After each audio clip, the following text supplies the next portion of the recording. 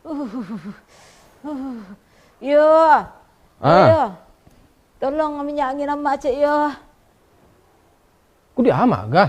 Alang kok ubek di kepala mak ah. Itulah ndaklah tahu mak dah. So angin mak gak. Ni ramai dah agak-agak suruh mak depresion mak. Bekonya cegak seorang lah.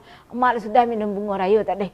Oh, lo minum mengurayu. Tu cek lah ya, mak kan peserta BPJS. Jadi mak harus rutin screening biar tahu mak penyakit amak dari awal. Jadi bisa mencegah penyakit amak dan menghindari komplikasi penyakit mak. Mak malah tantung screening dulu ah. Berikut caranya. Nah, mak buka aplikasi Mobile JKN, terus mak pilih menu lainnya, tu pilih menu screening riwayat kesehatan. Nah, tu isi kartu peserta, lu tekan pilih dan tekan setuju. Nah, sudah tu isi data diri mak, nah, tu klik simpan, tekan setuju untuk menyimpan hasil screening amak. Nah, beku baru keluar hasil screening amak. Kalau hasil screeningnya berisiko penyakit, segera periksakan diri ke FKTP terdaftar. Iya ndak je barang tolong mak screening dulu beko.